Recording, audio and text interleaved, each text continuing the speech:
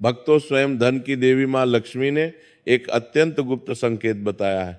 कहा जाता है कि 14 जनवरी 2026 मकर संक्रांति के पवित्र दिन जिस घर में 3 विशेष चीजें बनाई और खाई जाती हैं, उस घर में पूरे वर्ष धन का प्रवाह बना रहता है।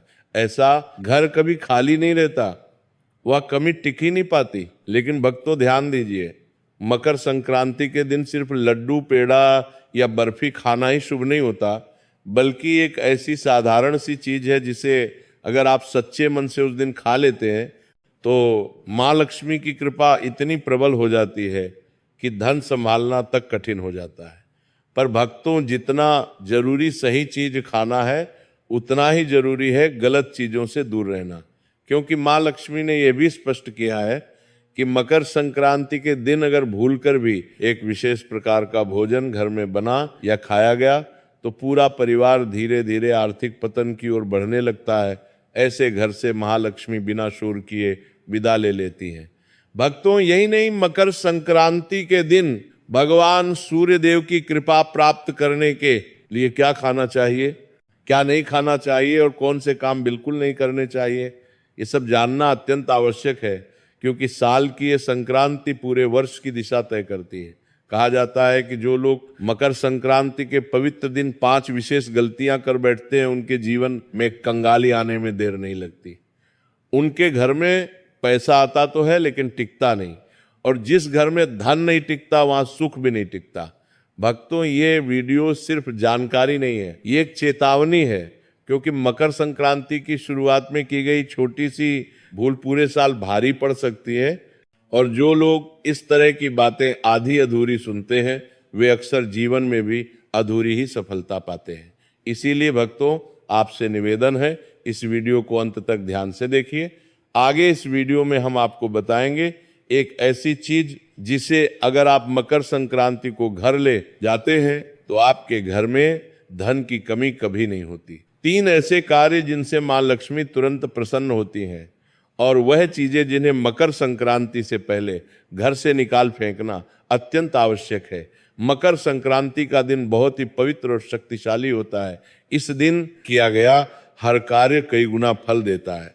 इसलिए कोई भी गलती, चाहे अनजाने में ही क्यों ना हो, आपके जीवन पर भारी प्रभाव डाल सकती है। इसीलिए आगे की सारी बातें हम आपको क्रम से पूरी स्पष्टता के साथ बताएंगे। अब हम आपको बताते हैं उन विशेष चीजों के बारे में जिन्हें अगर आप 14 जनवरी मकर संक्रांति के दिन अपने घर में ले आते हैं तो धन की दिशा स्वयं आपके घर की ओर मुड़ जाती है। कहा जाता है कि इन वस्तुओं का संबंध सीधे मां लक्ष्मी की स्थायी कृपा से होता है। सबसे पहली चीज है धातु का कछुआ। भक्तों, शास्त्रों में कछुए को स्थिरता और धैर्य का प्रतीक माना गया है।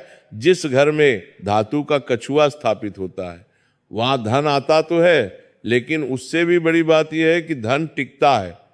ऐसे घर में अचानक खर्चे नहीं बढ़ते और पैसों की तंगी बार बार नहीं आती। अगर आप इसे अपने घर की तिजोरी, पूजा स्थल या कार्यस्थल पर रखते हैं तो तरक्की के रास्ते धीरे धीरे खुलने लगते हैं। दूसरी अत्यंत शुभ वस्तु है तुलसी का पौधा। भक्तों, तुलसी केवल एक पौधा नहीं है बल्कि साक्षात देवी स्वरूप मानी जाती है। जिस घर में तुलसी का पौधा सही विधि से लगाया और उसकी सेवा की जाती है वहां नकारात्मक ऊर्जा टिक नहीं पाती। मकर संक्रांति के दिन तुलसी का पौधा घर लाना विशेष फलदायी माना गया है, क्योंकि इससे पूरे वर्ष घर में सकारात्मकता और मानसिक शांति बनी रहती है। तीसरी चीज है दक्षिणावर्ती शंख। भक्तों, दक्षिणावर्ती शंख लक्ष्मी का निवास स्थान कहा गया है। मान्यता है कि जिस घर में यह शंख होता है वहां धन की कमी नहीं रहती। मकर संक्रांति के दिन इसे घर लाने से पूरे वर्ष मां लक्ष्मी की कृपा बनी रहती है और रुके हुए काम धीरे धीरे पूरे होने लगते हैं। चौथी वस्तु है मोरपंख। भक्तों, मोरपंख भगवान श्री कृष्ण को अत्यंत प्रिय है, इसे घर लाने। भक्तों, मोरपंख में रखने से न केवल आर्थिक स्थिति मजबूत होती है बल्कि घर में आपसी प्रेम और सौहार्द भी बना रहता है। माना जाता है कि मोरपंख घर की नकारात्मक दृष्टि को भी दूर करता है। 5वीं चीज है लघु नारियल। मकर संक्रांति के दिन लघु नारियल को खरीद कर विधि विधान से पूजा करने के बाद तिजोरी में रखना अत्यंत शुभ माना गया है। ऐसा करने से धन संपत्ति में धीरे धीरे वृद्धि होती है और परिवार में समृद्धि बनी रहती है। भक्तों, ध्यान रखिए, इन चीजों को केवल दिखावे के लिए नहीं बल्कि श्रद्धा और विश्वास के साथ घर में लाना चाहिए, क्योंकि माँ लक्ष्मी भाव देखती है, दिखावा नहीं। अब आगे हम आपको बताएंगे कि मकर संक्रांति के दिन कौन से काम भूलकर भी नहीं करने चाहिए, क्योंकि जितना जरूरी शुभ चीजें अपनाना है उतना ही जरूरी अशुभ कर्मों से दूर रहना भी है। भक्तों, अब हम आपको उन गलतियों के बारे में बताने जा रहे हैं जो 14 जनवरी मकर संक्रांति के दिन अक्सर लोग अनजाने में कर बैठते, लेकिन शास्त्रों के अनुसार यही छोटी छोटी गलतियां पूरे साल की आर्थिक स्थिति और मानसिक शांति को प्रभावित करती है। सबसे पहली और सबसे बड़ी भूल है लड़ाई, झगड़ा और वाद विवाद। मकर संक्रांति के पवित्र दिन अगर घर में कलह होती है तो पूरे वर्ष उसी ऊर्जा का प्रभाव बना रहता है। कहा जाता है कि जिस घर में संक्रांति के दिन अशांति होती है वहां मां लक्ष्मी प्रवेश करने से कतराती है। इसीलिए इस दिन घर में शांति, संयम और मधुर वाणी बनाए रखना अत्यंत आवश्यक है। दूसरी गलती है तामसिक भोजन का सेवन। भक्तों, मकर संक्रांति केवल तारीख बदलने का दिन नहीं होता, बल्कि ये एक पवित्र दोनों का आरंभ माना जाता है। इस दिन मांस, मदिरा या अत्यधिक मसालेदार भोजन करने से घर की सकारात्मकता कम हो जाती है। मान्यता है कि संक्रांति के दिन जैसा भोजन होता है वैसी ही प्रवृत्ति पूरे वर्ष बनी रहती है। तीसरी बड़ी भूल है कर्ज लेना या उधार मांगना। मकर संक्रांति के दिन अगर आप किसी से कर्ज लेते हैं तो पूरे वर्ष आर्थिक दबाव बना रहता है। ये दिन धन के आवागमन को दिशा देने का दिन होता है, इसलिए इस दिन किसी भी प्रकार का लेन देन सोच समझकर ही करना चाहिए। चौथी गलती है घर को अव्यवस्थित और गंदा रखना। मकर संक्रांति के दिन अगर घर में अव्यवस्था होती है तो इसका सीधा प्रभाव धन और सौभाग्य पर पड़ता है। कहा जाता है कि मां लक्ष्मी स्वच्छता और अनुशासन से प्रसन्न होती हैं, इसलिए इस दिन घर को साफ और व्यवस्थित रखना अत्यंत शुभ माना गया है। पांचवी भूल है धारदार वस्तुओं की खरीदारी। मकर संक्रांति के शुभ अवसर पर चाकू, कैंची या अन्य धारदार चीजें खरीदने से घर में कटुता और आर्थिक रुकावटें बढ़ सकती हैं। इस दिन ऐसी वस्तुओं से दूर रहना ही बेहतर माना गया है। ये 5 गलतियां देखने में साधारण लगती हैं, लेकिन इनके प्रभाव पूरे साल दिखाई देते हैं। इसलिए अगर आप चाहते हैं कि मकर संक्रांति की शुरुआत शुभ हो और पूरे वर्ष मां लक्ष्मी की कृपा बनी रहे तो इन बातों का विशेष ध्यान रखें। अब आगे हम आपको बताएंगे कि मकर संक्रांति से पहले कौन सी चीजें घर से निकाल देना अत्यंत आवश्यक है, क्योंकि जब तक पुराने दोष घर में रहते हैं तब तक नया सौभाग्य प्रवेश नहीं करता। भक्तों, अब हम उन वस्तुओं के बारे में बात करने जा रहे हैं जो देखने में साधारण लगती हैं, लेकिन वास्तुशास्त्र के अनुसार घर में रुकावट, दुर्भाग्य और आर्थिक हानि को आमंत्रित करती है। मकर संक्रांति से पहले इन चीजों को घर से निकाल देना अत्यंत आवश्यक माना गया है ताकि मां लक्ष्मी के आगमन का मार्ग साफ हो सके। सबसे पहली चीज है टूटा हुआ शीशा या दर्पण। भक्तों, दर्पण केवल प्रतिबिंब नहीं दिखाता बल्कि ऊर्जा को भी प्रतिबिंबित करता है। टूटा हुआ शीशा नकारात्मक ऊर्जा को कई गुना बढ़ा देता है। माना जाता है कि जो व्यक्ति सुबह उठते ही टूटे शीशे में अपना चेहरा देखता है उसका पूरा दिन बाधाओं से भरा रहता है। इसलिए मकर संक्रांति से पहले किसी भी टूटे दर्पण को तुरंत घर से हटा देना चाहिए। दूसरी चीज है मुरझाए या सूखे फूल। वास्तु के अनुसार सूखे फूल जीवन में निराशा और ठहराव का संकेत होते हैं। कई लोग सजावट के बाद फूलों को हटाना भूल जाते हैं, जिससे घर में नकारात्मकता बढ़ने लगती है। मकर संक्रांति से पहले ऐसे सभी मुरझाए फूलों को बाहर निकालकर ताजे और सुगंधित फूलों से स्थान भरना चाहिए। तीसरी चीज है महाभारत या युद्ध से संबंधित चित्र और पेंटिंग। शास्त्रों में स्पष्ट कहा गया है कि घर में युद्ध, संघर्ष या रक्तपात से जुड़ी तस्वीरें नहीं लगानी चाहिए। महाभारत भले ही एक महान ग्रंथ है, लेकिन उसकी युद्ध से जुड़ी छवियां घर में तनाव और क्लेश को जन्म देती हैं। यदि आपके घर में ऐसी कोई तस्वीर है तो मकर संक्रांति से पहले उसे हटा देना ही उचित है।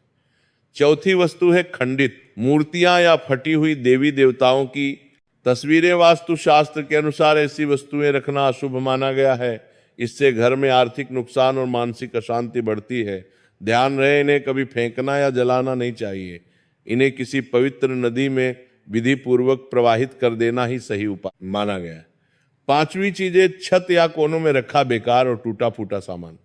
भक्तों, घर की छत को बोझिल रखना आर्थिक रुकावटों को आमंत्रित करता है। कई बार सफाई के बाद निकला कचरा छत पर जमा कर दिया जाता है, जो धीरे धीरे नकारात्मक ऊर्जा का स्रोत बन जाता है। मकर संक्रांति से पहले छत और कोनों को पूरी तरह खाली और स्वच्छ कर देना चाहिए। जब घर से पुराने और अशुभ तत्व निकलते हैं तभी नया सौभाग्य प्रवेश करता है, इसलिए इन बातों को हल्के में ना लें।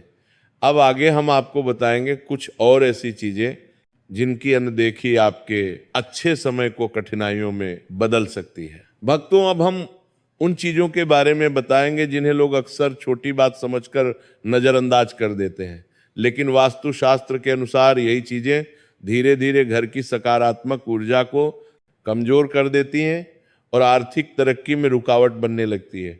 छठी चीज है मकड़ी के जाले और जमा हुई गंदगी। कहा जाता है कि जहां मकड़ी के जाले होते हैं वहां सौभाग्य फंस जाता है। जिस घर में लंबे समय तक सफाई नहीं होती वहां लक्ष्मी माता का वास स्थायी नहीं रह पाता।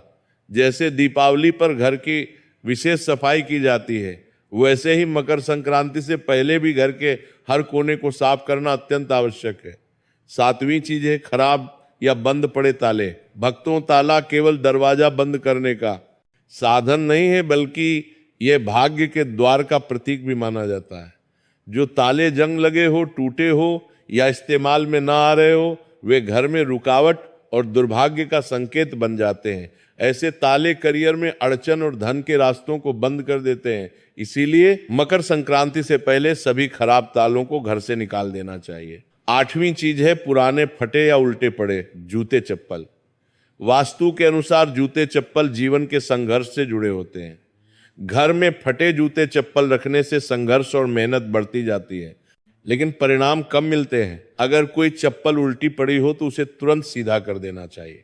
मकर संक्रांति से पहले पुराने जूते चप्पल घर से बाहर निकाल देना शुभ माना गया है।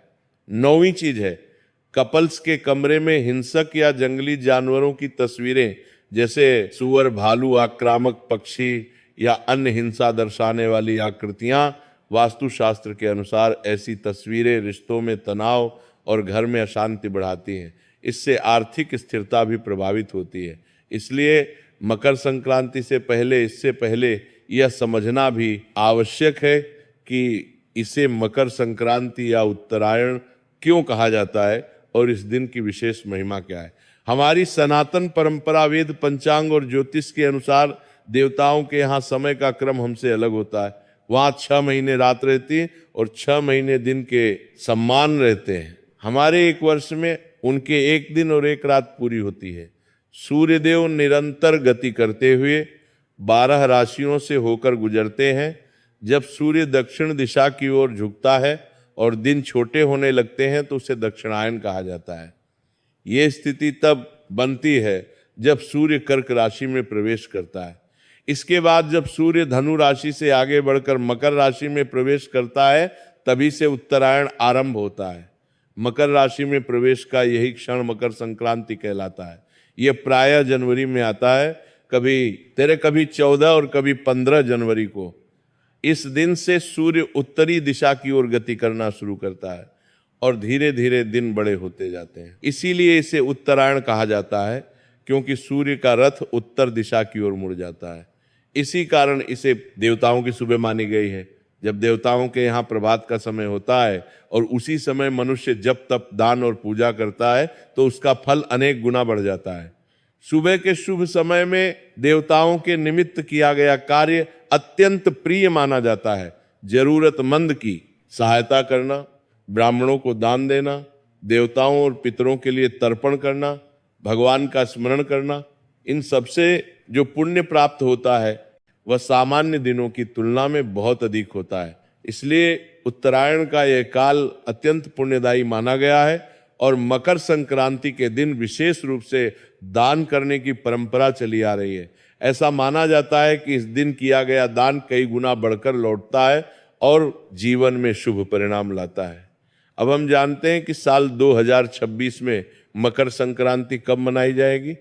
तो देखिए भक्तों, वर्ष 2026 में मकर संक्रांति बुधवार 14 जनवरी 2026 के दिन ही मनाई जाएगी, क्योंकि इसी दिन सूर्य देव मकर राशि में प्रवेश करते हैं और उसी क्षण से सूर्य के उत्तरायण होने की पावन शुरुआत होती है।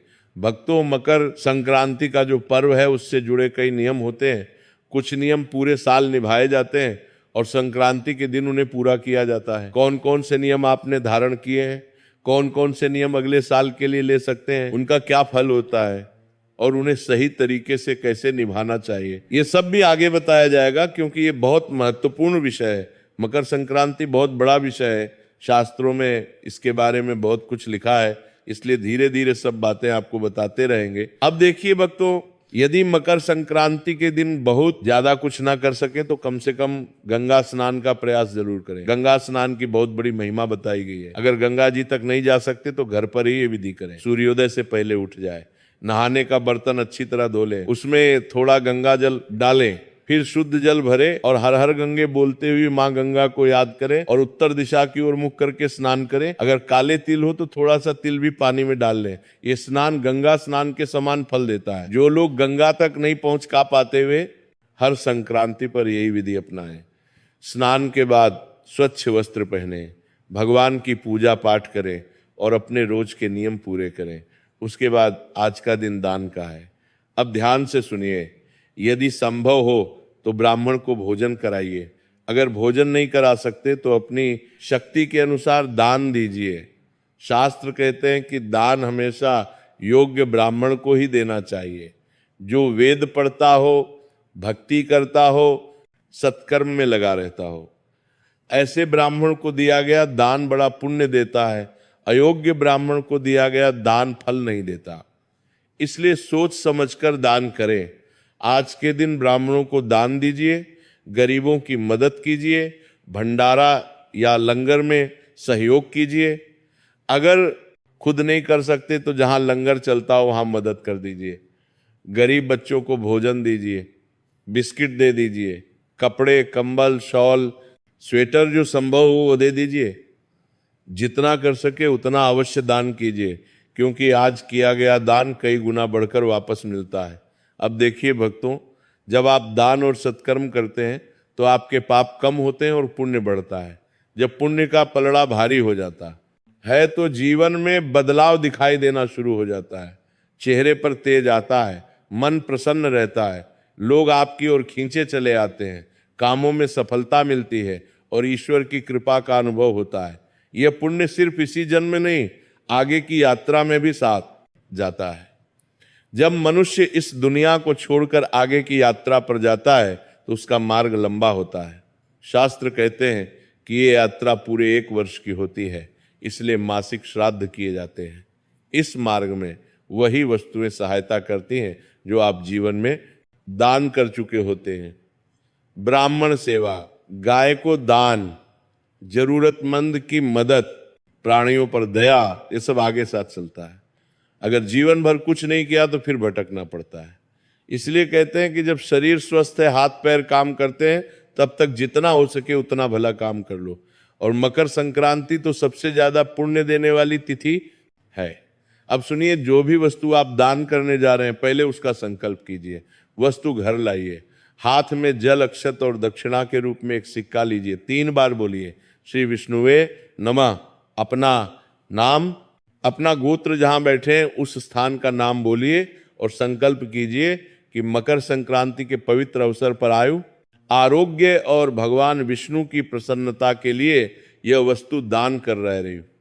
फिर उस वस्तु के चारों ओर जल घुमाइए और भगवान के चरणों में समर्पित मानकर प्रार्थना कीजिए, हे प्रभु, यह दान मेरी श्रद्धा और सामर्थ्य के अनुसार अर्पित है, कृपा कर स्वीकार करें।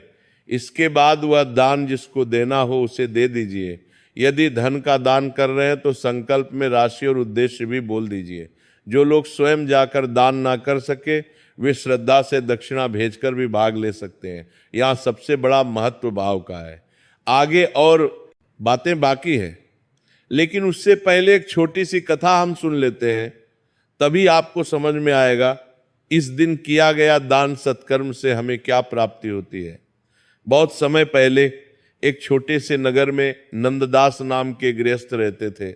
आय अधिक नहीं थी, घर में साधारण व्यवस्था थी, लेकिन हृदय बहुत सीधा और भगवान में श्रद्धा से भरा हुआ था। मकर संक्रांति का पावन दिन आया, नगर के लोग दान पुण्य कर रहे थे। नंददास मन ही मन सोचने लगे कि मेरे पास तो अधिक धन नहीं है, मैं क्या दान दूं। फिर उनके मन में विचार आया कि दान का मूल्य सामान से नहीं, भावना से होता है। उन्होंने घर का सादा भोजन बनाया, थोड़ा गुड़ और तिल एकत्र किया, एक पुराना लेकिन साफ कंबल साथ लिया और समीप रहने वाले वेद पाठी सत्कर्मी ब्राह्मण के घर जा पहुंचे। वहां उन्होंने विनम्र भाव से कहा कि आज मकर संक्रांति के पावन दिन पर भगवान के नाम से ये छोटा सा दान स्वीकार करें। ब्राह्मण अत्यंत प्रसन्न हुए। उन्होंने नंददास के सिर पर हाथ रखकर आशीर्वाद दिया और कहा कि आज तुमने श्रद्धा और सच्चे मन से दान किया है। मकर संक्रांति के दिन दिया गया दान केवल इस जन्म तक सीमित नहीं रहता, इसका फल अगले जन्मों तक साथ चलता है। ये सुनकर नंददास का हृदय भावुक हो गया। वे चुपचाप लौट आए, पर उनके मन में बड़ी शांति और आनंद भर गया। धीरे धीरे समय बदला। पहले जहां घर में अभाव रहता था, वहीं अब बरकत बढ़ने लगी। छोटा व्यापार बढ़ा, परिवार में सुख शांति आई, मन में चिंता कम हुई और संतोष बढ़ता चला गया। नंददास समझ गए कि दान से धन कम नहीं होता, बल्कि ईश्वर की कृपा बनकर लौटता है। जब कालांतर में उनका शरीर छूट गया और आत्मा आगे बढ़ी, तो देवदूतों ने कहा कि इसने मकर संक्रांति के दिन श्रद्धा से ब्राह्मण को दान दिया था, इसका पुण्य इसके साथ चलेगा। अगले जन्म में वही आत्मा एक संपन्न और सद्गुणों से युक्त परिवार में जन्मी। जहां पहले मांगने की स्थिति थी, वहां अब देने की सामर्थ्य लेकर पैदा हुए। जीवन में ऐश्वर्य के साथ साथ करुणा और दया का भाव भी साथ रहा। इस प्रकार यह अनुभव सत्य सिद्ध हुआ कि मकर संक्रांति के दिन योग्य ब्राह्मण गरीब और जरूरतमंद को श्रद्धा से दिया गया दान पापों को घटाता है, पुण्य को बढ़ाता है, दरिद्रता को दूर करता है और उसका फल इस जन्म में भी मिलता है और अगले जन्मों में भी साथ चलता है। दान की वस्तु छोटी हो या बड़ी, यदि हृदय से दी जाए तो उसका फल अनंत हो जाता है। कथा समाप्त होने के बाद अब आप ये समझिए, मकर संक्रांति के दिन सूर्य देव की पूजा विशेष फल देने वाली मानी गई है। स्नान और दान के बाद सूर्य की आराधना अवश्य करनी चाहिए। तांबे या पीतल के लोटे में पहले थोड़ा गंगा जल और फिर शुद्ध जल भरें, उसमें रोली और लाल पुष्प डालें और सूर्य देव को अर्घ्य अर्पित करें। ओम सूर्य नमः का फुर दिया जेले करते नाम के प्रेम की बात जप करें। अर्घ्य देते समय लौटे को इस प्रकार रखें कि गिरती हुई जलधारा के बीच से सूर्य दिखाई दे। यही अर्घ्य देने की विधि है। इसके बाद सूर्य की परिक्रमा करें और उस जल को अपने मस्तक से लगाएं।